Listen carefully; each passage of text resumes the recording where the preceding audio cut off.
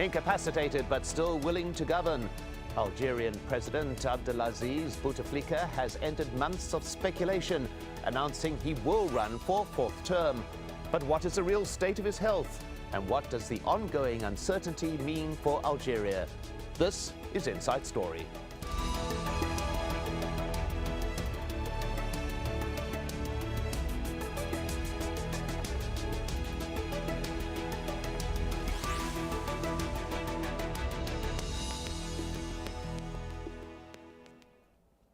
Hello and welcome to the program. I'm Mike Hanna.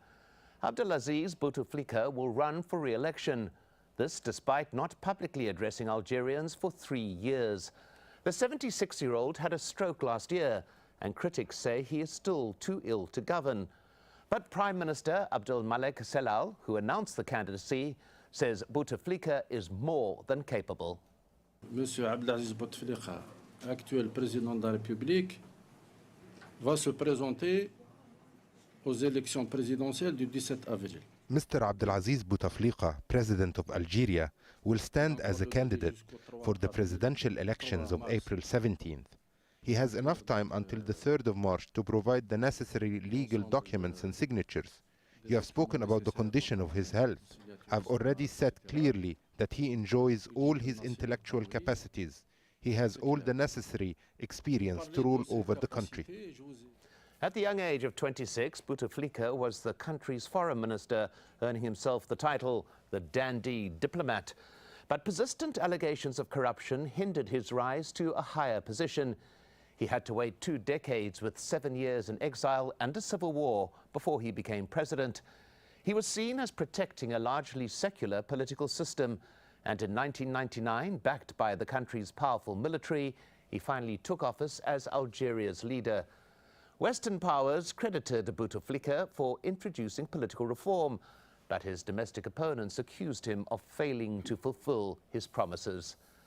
Well, for more on this, I'm joined by our guests. In Doha, Amel Boubekeur, a visiting fellow at the Brookings Doha Center and a specialist on North African policies. And Saad Jabbar, international lawyer and political analyst.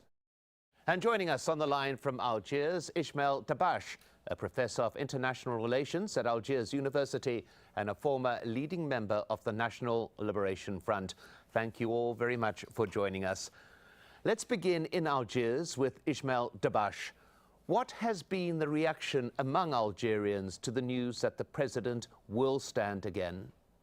At the people's level has been largely positive for various reasons. I will mention only one or two or three of them. One is the people are keen to see a continuity of stable and peaceful Algeria, and this achievement has been positively influenced by Bouteflika.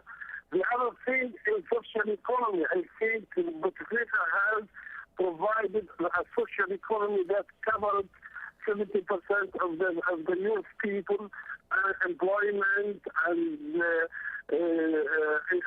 subsidizing the small enterprises, etc. So the other thing, other candidates are not really alternatives. Firstly, the people whom they talk about are still candidates have been absent from the political scene for 10 or 15 years. So they can't really be convincing for the Algerian people.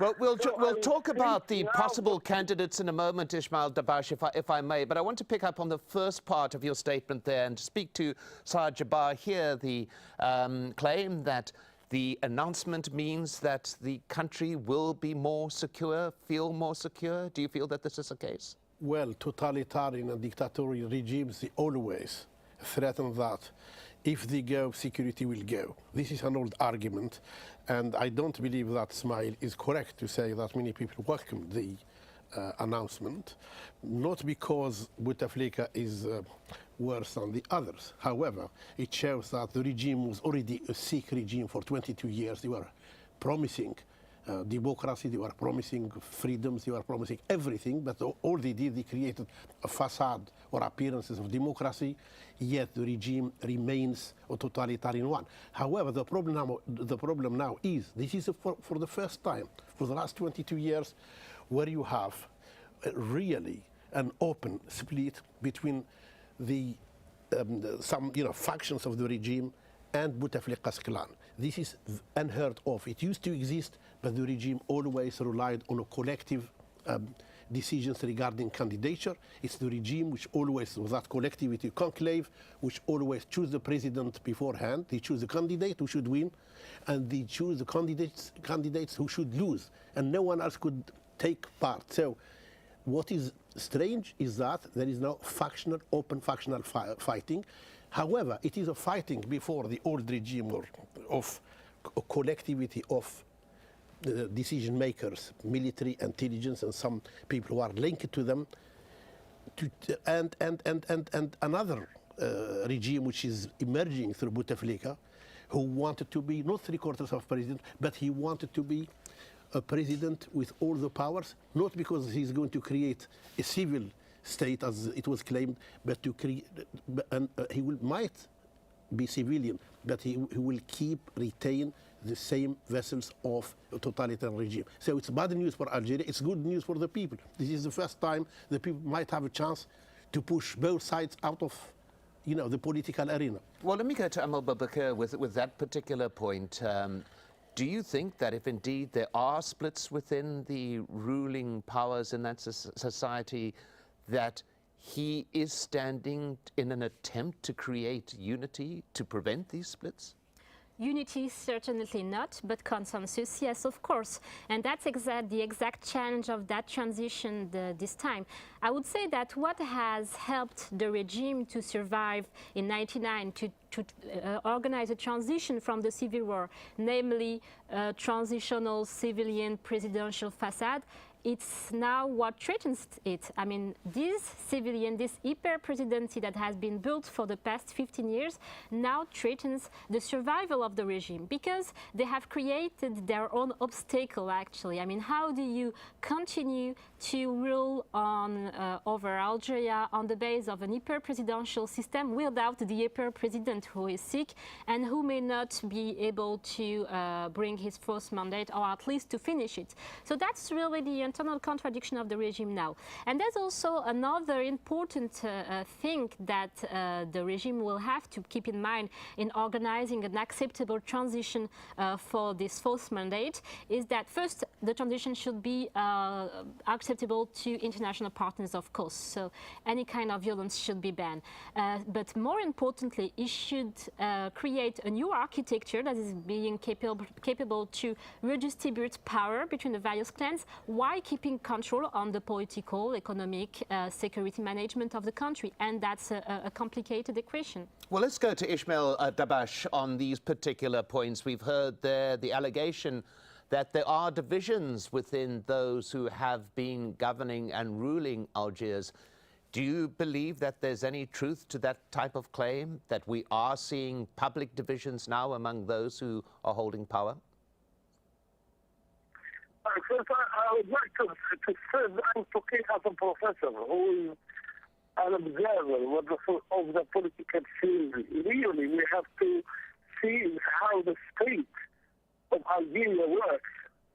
So the people, the opposition, they are expressing themselves in a very wishful thinking, because they have been overthrown, or they have been to be presented at the democratic level, whether at the parliament or other local councils, etc.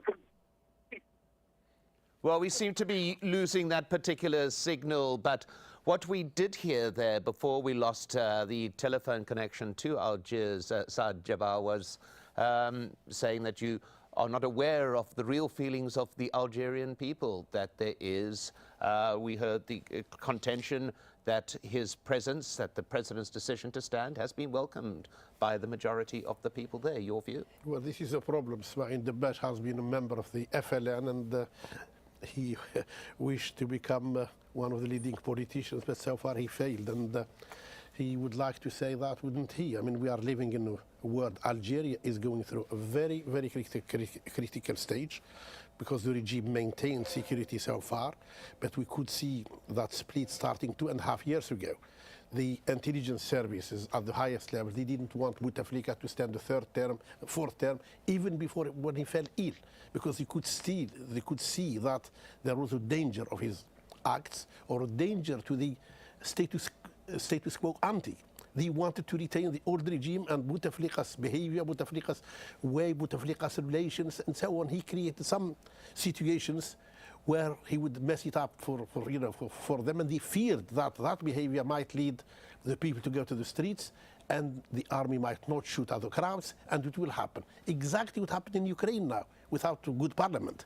So they fear that the continuation of Bouteflika might cause them real problems which they cannot deal with, and they cannot survive any consequent events. However, I think this is the first time where I could see that Algeria is open to all possibilities or eventualities now. The anti-Bouteflika people who wanted to retain the old status quo might stir some troubles in the streets, either to prevent him from going forward and standing as a candidature, or they will create problems for him even before the presidential elections before the date of the presidential election. Or anything could happen. Bouteflika has been there for 15 years to say that he helped reform the country. It is not true. He has closed the political scene for everyone. Now you don't have credible political institutions like parties and so. They are all, even the head of the FLN, he said the intelligence service infiltrated, or they were toppling or interfering with political parties, with the judiciary and with the media, and it was true. Well, I want to pick up on that particular point there with you, Amel Boubekeur, the issue that you raised about the intelligence services. Last month, 2 very senior generals from the DGS were fired by the government, a colonel as well. Now, this is virtually unprecedented. Is this part, do you believe, of the divisions that are now manifesting themselves? I think, if you look back at how the Algerian regime has consolidated itself so far, you will see that he has always used crisis to restructure itself, especially in the security area. So I would suggest that this move is only a way to restructure security in new areas. So now we are going to give the impression, the feeling that security forces are stepping back and that we are going through a real transitional process, whatever, maybe with the intervention of a candidate like Hamrouche, for example, who will be the kind of constitutional candidate.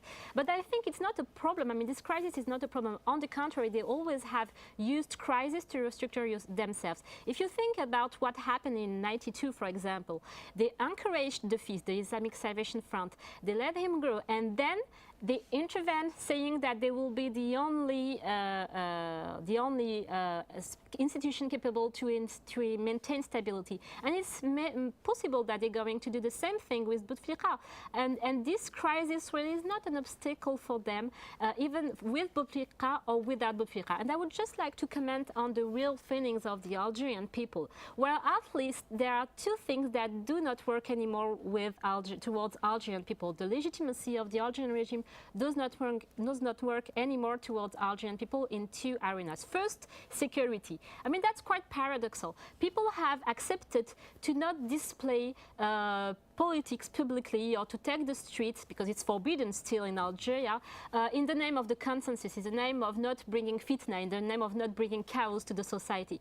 But since the regime has not been able to ensure real security, since criminality is on the rise, since terrorism is still ongoing, I mean, this legitimacy is declining. The second legitimacy is about entire redistribution. I mean, for the past 3 years, every analyst has been saying that, Arab Spring is not hitting Algeria because the power has the strength and the capability to bury social peace. That's not true. Social peace doesn't bring stability. On the contrary, the rent actually encourage more street protests, because the more you give, the more people are willing to take. So even this rentier legitimacy is not sustainable anymore towards the people. Well, I'll pick up on that issue of security in a moment, but first let's just step back a little bit and take a look at the timeline. You mentioned 1991. Algeria's history has been marred by political instability and violence. A bloody war saw it gain independence from France in 1962, but it was a war that left more than 1 million people dead. In 1989, a ban of political parties was lifted and the Islamic Salvation Front was formed. A year later, it looked certain to win the parliamentary elections, but in 1992, the military intervened, dissolving parliament. The move sparked a conflict that became known as Algeria's Dirty War. More than 150,000 people were killed and 6,000 civilians simply disappeared. In 2007, Al-Qaeda in the Islamic Maghreb stepped up its offensive in the country. The worst attack came early last year during a 4-day siege at a remote gas complex. Dozens were killed. Well, this brings us to that issue of security. How great a threat, Saad Jabbar, are the religious-based groups, the militants who are now operating increasingly brazenly, it would appear? Well, let me tell you one thing. The Islamic groups which were created supposedly because, started their actions within Algeria against civilians and so on, they were attributed to the Islamic Party, which was banned. But we discovered that those groups were infiltrated by the security services, and the Algerian military played their hand very well in encouraging the young people to join those groups, then dismantle them.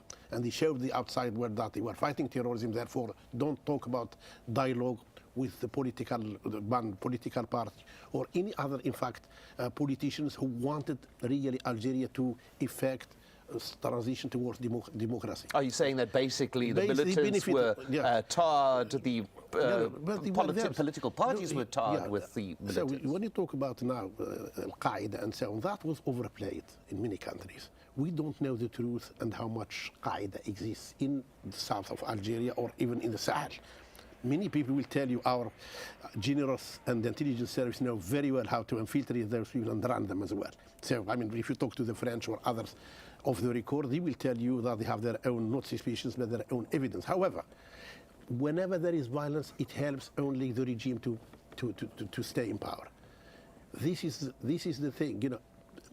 Violence helped the regime since 1992, and they wish that there is always a level of fear from terrorism or level of any type of violence, especially armed violence. And as Amel said, if you go to Algeria today, many people will complain about the insecurity of normal security, the police and others, and their, you know, the highest rate of crime, the highest rate of corruption, the highest rate of disorder, the highest rate of, you know, now there is, when we talk about the streets love Bouteflika or they don't love him, the regime is so much hated. People are laughing at it. They don't care about the politics of the regime. Algerians are not interested in elections. They are not interested in the parties which have been recreated in the form of the regime wanted them to instrumentalize them for their own ends. There are no credible official parties, except for one party which has been like the FFS, but until now that has been marginalized. Well, anyway. I want to pick on that particular issue with Amel Boubekeur, the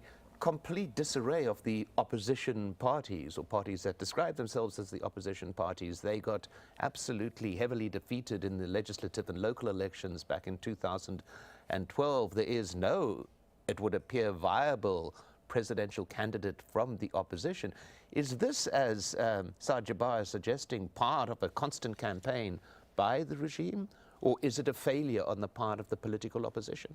I think it's both. Actually, what was at the core of the transition in 1999 with Bouteflika was to, I mean, the regime aimed to close any kind of political negotiation, depoliticizing the conflict or the resolution of the conflict. So actually, the opposition lost also touch with civil society. For many reasons. I mean, they were obsessed with the pouvoir. They did not care about social justice anymore, especially the left and the Islamists. So there has been a disconnection, I mean, between the opposition and civil society. But actually, all the security measures that we were talking about has not made contestation disappear. I mean, contestation in Algeria has not disappeared. It has just changed the places where it is. For example, if you go to Algeria, as I said, you will see that people do not care about reforming institutions. They do not care about democratization. They care about getting a job, having their rights respected when it comes to health, education, and so on. And since the regime is not negotiating at all in order to avoid accountability and to stay in this kind of impunity legitimacy, then riots, protests, demonstrations became the only way to negotiate with the power. And that's also a real challenge for whoever will be the next president in Algeria. And yet, I apologize once again that we lost contact with Algiers, but Ismail Dabash would have been arguing strongly at this particular point that the fact that Algiers went almost untouched by the Arab Spring, that there was no popular uprising within Algeria, that there have been a series of elections, that democracy is alive and living within that country, and that you are overstating the degree of totalitarianism, as you put it. What would be your response to that? Even the people who are at the highest power, like the head of or the Secretary General of the FLN, which has majority in parliament, if we believed in majorities and they believe in the legitimacy of the official legitimacy, he has said exactly what I'm telling you now. Things which have been saying 20 years ago and they were taboo now, they are the discourse of the streets. When we talk about political parties are weak, there is no alternative to Bouteflika. The reality or the clear reality is this. The regime has fought any political force which may threaten its existence, not as a state but as a regime, or from preventing any person, organizations for becoming organically and genuinely political forces. They don't allow any party to exist easily. And all these parties you see are parties which have been tamed, allowed by the regime to exist with a mission, support the existing power. And yet we see, though, vestiges of a democracy emerging. One of those parties you refer to, the Movement of Society for Peace, for example, has now called for a boycott of the presidential elections. Is that an admission of failure, or is it perhaps a sign that people are demanding proper political process? Your view, Amel? I think they are not demanding a new kind of regime. They are simply demanding a new kind of or new president, a new kind of alliance and deal with this president. Especially if you took the example of Hamas, the Islamist party that you mentioned. I mean, the strategy of co-optation, of accepting to be co-opted within the presidential alliance for more than 10 years, has cost them dearly. I mean, the party split, a lot of activists resigned from the party, refusing to be only a puppet in the hands of the regime, of the president and the security forces. So I think co-optation is a failure, actually. And that's also revealing one of the key problems for the regime to renew itself now. How can you maintain facade elections that are crucial for the maintaining of the regime's legitimacy, even if it's a semi-authoritarian legitimacy, while elections are meaningless, while even the opposition and even the co-opted one is not willing anymore Well, let's very quickly put that particular question to Saad Jibba. How can you maintain legitimacy in the face of this type of problem? Look, one thing is clear. Now, the whole regime now is discredited as an establishment, as the party, including the parties which supported the status quo or the anti-status quo. Even those parties now are saying we don't believe we have been tricked into a position where we thought we were helping the existing regime at the time to maintain the unity of the state and stability. Even those, when he said there is no alternative to Bouteflika and there are no other candidates, two things. The Algerian people want to change the nature of the regime. This is a regime which moving from one crisis to another. Two, if the regime opens the political scene, you will find many Algerians. You mentioned Hamrouche. I mean, Hamrouche, although he's the son of the regime, but he could be a good signal that Algeria is willing to move towards transition or moving to a phase which would be a transitional period for real or genuine building up for democracy. Well, at that particular point, we've got to end this discussion. Thank you to our guests, Amel Boubekeur, Saad Jabbar, and Ismail Dabash. And thank you for watching. If you want to send your feedback by email to insidestory@aljazeera.net. Thanks again for watching. I'm Mike Hanna. Goodbye for now.